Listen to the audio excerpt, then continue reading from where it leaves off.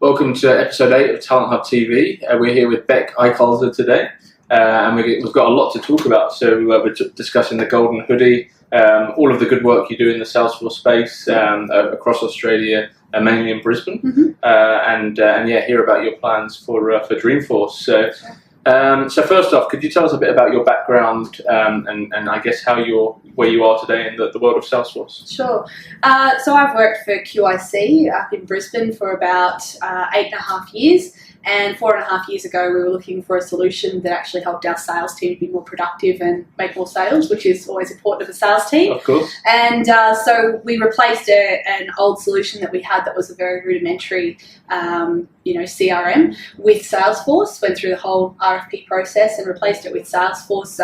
Had an SI partner that worked with us and introduced Salesforce, and ever since then, it's been going gangbusters in our organisation. Okay. And how did your role merge from what you were doing into then taking control of the Salesforce system and I guess growing that career? Sure. Well, I didn't realise at the start that my job actually would change when I introduced Salesforce, but it was really incremental changes. I introduced this system, this platform that my team could use, and then over time I realised that I needed to continue working on the system and making sure that it was meeting all the requirements of our team. And so my sort of normal role, looking after a lot of the commercial elements of a sales team, ended up being that it morphed into this 50% of that and 50% looking after Salesforce and being the admin and making sure that it was always working, for the sales team. Sure. So coming from a completely non-IT technical background, how easy was that for you to do at the time, and how have you continued developing those skills? It was very difficult at the time because I was trying to juggle, it felt like 2 jobs. Yeah. And so at the time I didn't realise that there was a lot of sort of support out there for me. I didn't realise that there was this amazing community that Salesforce has to be able to support me. So for a couple of years I actually struggled a little bit until I realised that I could put the call out for help and there was people out there. Sure. But it really was, over time I learnt that what I was doing inside Salesforce really did complement other parts of what I was doing in my other work as well. Yep. So there was a great amount of synergies in what I was doing, and now it's sort of part of the course that I'm the Salesforce person with the Salesforce hat. So sure. And at that point though, no Trailhead, right? No. So how did you go from 0 to 100 and get your hands dirty, but also make sure you were doing things the right way? Yeah, well, I guess because I didn't realise there was this community that could help me, or that there was Trailhead as well. A lot of what I did was, going into the background and opening up a piece of code and reading it and thinking, do I understand what this is doing? Could I write it? No, but could I understand what it was doing and what parts of the org it was touching? I was working that out, and then I, heard about the community in Brisbane, and I started to go along to a couple of the different events that Women in Tech were holding and the Salesforce user groups were holding. I even went along to a couple of dev events, which were a bit over my head. And then I, heard about Trailhead, and I thought, okay, let's give this a go. And I'm a bit of a competitor. Sure. I have a very competitive spirit. We've talked about that. Yeah. And so what I did was I thought, okay, I'm just going to challenge myself and do a couple of badges. And then I think I sat on about 6 badges for a few months because work came, all-encompassing again, as it does from time to time during the year. Sure. And then before Dreamforce in 2016, I thought, okay, I'm going to do 40 badges in 40 days. I set myself a challenge. So then I got up to 46 and I was like, we're pretty close to 50, let's just do that. Keep going. And then after Dreamforce, I came back, and then by Dreamforce last year, 2017, I thought, I want to be a ranger before I go to Dreamforce. I have these goals that I set myself, so then I became a ranger before Dreamforce. Yeah. Now I'm up to, I think it's about 100 and just under 150 badges, but that's badges are a great part of learning, and it's such a gamified way of learning, and sure. And every topic you can possibly think of is tackled. Oh, everything. Yeah. Like when you look on there, you're just amazed at how did that end up on Trailhead? Yeah. But it's great. They've got ones that talk about sleeping. Yeah, How good is sleep? It's crazy. Yeah, so true. So obviously you found the community, and that's been kind of a key aspect of how your journey's grown. You're really a big figure in the community. Everyone kind of knows you in the Australian market. So how have you seen the Salesforce Ohana grow? Was that a thing when you first found the community? Was the Ohana a thing? And how's that kind of played a part in your journey? Yeah, I think it's been around obviously longer than I have in the ecosystem, but once I understood that it was a thing, I really started to see, the amazing support that everyone had from all around the world. Australians aren't really big on Twitter, but obviously the Salesforce ecosystem and all of the Ohana are on Twitter. So I thought I'll sign up to Twitter, and then started learning lots more things on there from all of the Salesforce figures around the world. Sure. And really I started to understand the power of the success community, and the power of the community groups, and the fact that you've got all of these people who just want to share their knowledge and also be heard as well. Because when you go along to community groups and listen to some people's stories, sometimes they're just wanting to know they're not alone in the journey as well, because there's a lot of solo admins out there who are just dumped with this thing that is a great platform. Sure. But if you're new to tech or don't actually understand what you're doing, you're dumped with this thing that might feel overwhelming. So just to know that there's a community out there that you can go along to and just say, hey, am I an imposter? Do I feel alone? No, I've got other people there to support me. Yeah, I found the same with Twitter. Like I'm not heavily involved in the Twitter scene, but when you go online, you see it's as if people have been like lifelong friends. Yeah. You'll be communicating with someone in the States or in the UK, and it's like you've known each other forever. And I guess you may have met at Dreamforce and things like that, but it really is a global community, right? Yeah, absolutely. So let's look more locally and the Brisbane market. So you run the user group, you run Trailhead Tuesday in Brisbane. Can you tell us a little bit about the work you're doing there and what the environment in Brisbane's like? Sure. So I'm the co-leader of the Brisbane Women in Tech user group. I work with Emily Hay. She introduced me she invited me to be a co-leader with her in I think it was late 2016 after I got back from Dreamforce. She asked me to be her co-leader. So at that time they were organising Oz Dreaming, which was the first dreaming event that we had in Australia. Yeah. So I was kind of on the periphery of the organising committee for that, but then really dove into it during 2017. Worked a lot with Emily doing a lot of the women in tech, different functions on mentoring and the language we use at work and the importance of inclusiveness and diversity in the workplace as well, which I'm very passionate about. And so I wanted to make sure that, other women in the Brisbane community felt they had a voice, because we have such a very strong, a very high amount of women also in the Salesforce community in Brisbane and in Australia, and I don't feel that our voices are as loud as they could be sometimes, and so it's about making sure that everyone's aware of it. And so for me, that's something I'm passionate about, and I wanted to make sure that other women could feel the same way as well. Sure. So that's our Women in Tech. Then also, obviously, as we were talking about, on the committee, the organising committee for Down Under Dreaming in its first iteration last year for Brisbane. Now we're organising one on the 6th of December up in Brisbane, so make sure everyone comes along to it. Sign up and register. We are looking for speakers still. Plug. But for us, it's really important to make sure that the community has, a local event, because there's a lot of events that happen in Sydney and Melbourne that don't get to come up to Brisbane for the Salesforce community, and so we wanted to make sure that everyone there who are admins that may not have a travel budget to actually go to Sydney or Melbourne to see these events can feel like they're included in something that might have content from Dreamforce or content that other dreaming events from around the world have actually had as well. Yeah, and that leads us in nicely, because you actually went to another dreaming event recently, not locally. How was that? Where was it? What was the highlight? Yeah, I was sitting on Twitter, funnily enough, in I think it was March, probably about 2 weeks after I'd gotten this Golden Hoodie at the World Tour, and I got a message from a guy in India who said, we're having our first Hyderabad Dreaming event, would you like to come along and be one of our keynote speakers?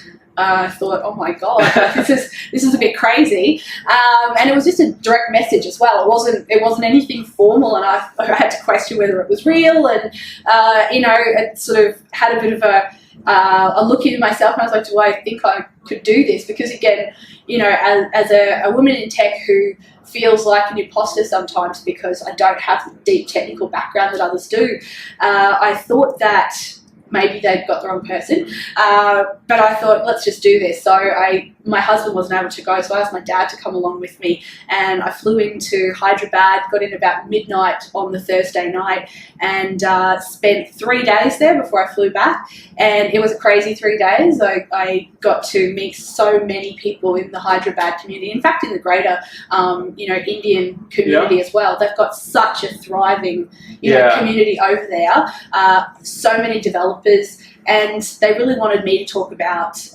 being a woman in technology, and obviously the gender imbalance in India with females in tech. So it was great to be able to talk to, there were students, like a group of female students in the crowd who came up and asked for lots of selfies afterwards, and I felt like a bit of a celebrity. But it was really important for me to be able to share my voice of feeling sometimes like I haven't belonged, and making sure that they felt like they did belong.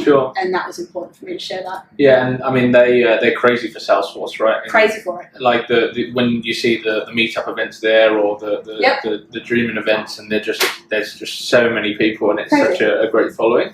For your dad to go and see that, did he have any idea of what like this Salesforce thing really is? Like that must have been pretty crazy for him. It blew his mind. He because they don't spare any expense either. So it was at a very big conference centre, and there was about 600 registered people to go to this dreaming event. This was their first one in Hyderabad. Really? And my dad was one of the VIPs. He got to sit in the front and had a special chair. And sorry.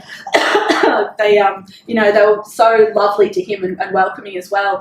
And he sat there blown away because he didn't realise, he thought, okay, Rebecca uses Salesforce and this is what she does at work. But he didn't realise the community that is so involved and so passionate about this, this platform. So is he coming to Dreamforce? No, he's not, but I'm sure he probably would if I asked him. So the Golden Hoodie, you mentioned that. So what does that mean to you, and what was the I guess the emotion of being the second person in Australia to be awarded the Golden Hoodie? Yeah. Or were you the first? No, second. Mark was the first. Yeah, Mark I think might have been last year or the year before. Sure. It was really an experience. So Salesforce asked me previous to World Tour, they said, we'd like to come and film you in your work environment, and a bit of private life stuff, talking about my gym and all of that. And they said, we just want to come and film you. We're putting together a video package to show at World Tour.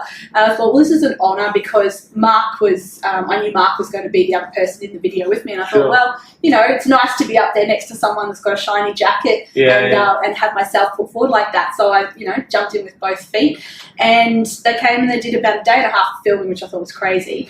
And then at World Tour, they wanted to interview me and show the video package, which was, weird to see and hear me on, a very big screen. And after it, they gave me this jacket. So you had no idea? I had no idea. Really? No, I was maybe getting some, voices in my ear from a couple of Emily's telling me that they thought, telling me that they thought that I was going to get it. No, I was like, don't jinx it, don't say anything. Anyway, so I got the jacket, and the entire rest of the day for World Tour was a complete blur. So I can imagine, it was just people coming up and touching the jacket and giving me hugs of congratulations and everything. But to your question, what does it mean for me? Well, a lot of people ask me, and especially in India, I got a lot of questions about, well, how do you get the jacket? Because I was talking to people who were 10 and 20 times certified and, running events there and doing all sorts of things that probably, in my opinion, might qualify them more for the jacket than me. But I've really thought about it, because Salesforce don't say, well, this is the reason we gave you the jacket. They don't say that to you. Sure. They just go, well, you deserve it. Which is nice to hear that you've got recognition. But then you start to question yourself, and it really did spike that sort of imposter feeling I had, because I was like, if I'm just giving this jacket to someone not really knowing me. Really? Yeah.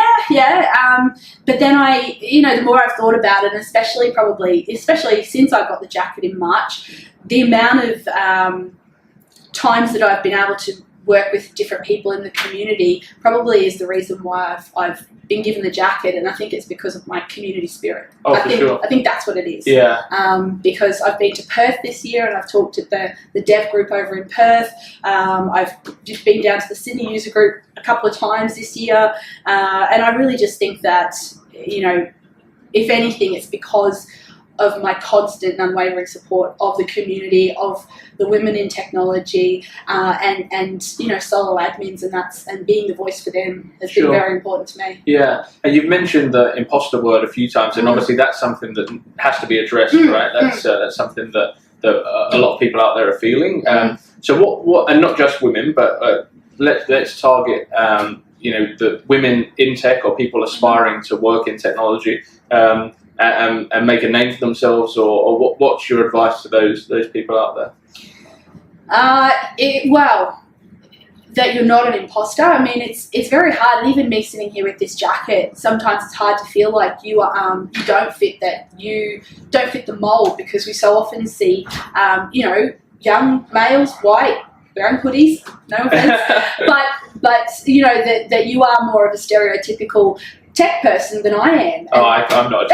But just to look at you, people might think that. And so, it's really hard to shake that feeling that you belong on that panel, that whole male panel that's sitting in front of you should have a woman on it. And who's the voice to say that there should be a woman on it, or there should be more than one woman on that panel? And that should be a diverse panel. It should have people from different cultures and backgrounds. Cool. And so being an imposter is about addressing it from what people see. It's about saying, if you have all of these people and you're celebrating the fact that, we've got all of these great men in the industry who are, obviously very skilled, very knowledgeable, but there's others as well. Sure. And we need to bring them along. We need to be good allies, and we need to make sure that we bring those people with us, because otherwise we will, I will, she will, they will feel like they're still imposters because they don't belong. Absolutely, yeah, makes sense. And have you had a mentor throughout your career? It's actually, I would like to say I did. I've had lots of different people who I've, spent time with, and I think I'm probably pretty good at cutting through bullshit, if I can swear on this. Oh, and realising who I want to be like and who I want to model my behaviours on, and the characteristics that I think are important to share with other people.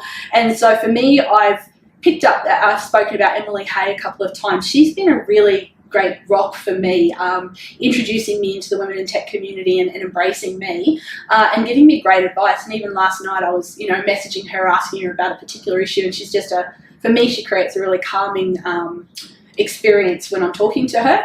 But I've had, a lot of different people across my work life, and definitely in the last couple of years, that have helped to steer me in the right direction, challenging me. But there's no one specific person that I've had. And for anyone watching this outside of the Salesforce ecosystem, with that potentially would be interested in a career in this space, why should they get involved? Oh my goodness, because there's so many things that you can do. I just think about any career can be applied inside Salesforce. Absolutely. Like, there are so many different elements of every, so many different skills that you can learn in here that you can apply to every different job, to be honest. Sure. And, the tech industry itself is only getting bigger. It's only getting bigger, and you talk about the Salesforce economy by 2020 being so many billions of jobs in this industry, also millions of jobs in this industry. I think that it's really important to make sure that everyone's learning skills, everyone's using things like Trailhead, everyone's coming along and learning about, the Salesforce community, because these are the skills that are going to set people up for life. Absolutely, yeah. I think it's scary, the amount of opportunities that are out there in comparison to the skills that are available. So, I mean, we're just finding that we're just not keeping up with the demand in terms of the growth in this, especially in Australia, but I think globally. So it really is the market to be in. Yeah, absolutely. Dreamforce, so your third Dreamforce this Yes. year. What are the plans, and what are you most excited about?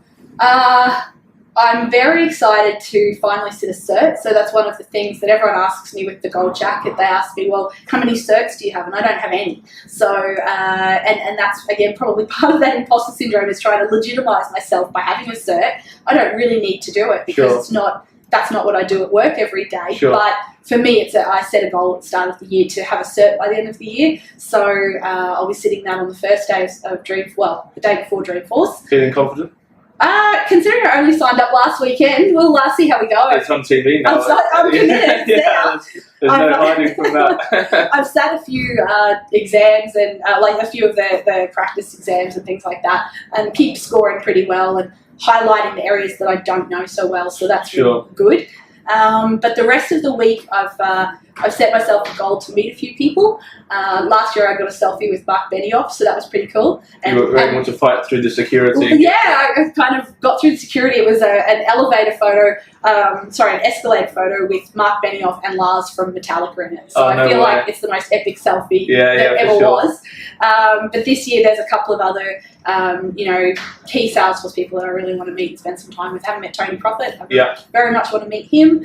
Layla Seika as well, want to meet her. So just trying to, angle myself to get into the right place to meet them is going to be great. I think you have a lot of people wanting to meet you as well. And just if you're wearing that jacket, people will be asking for selfies yourself. So.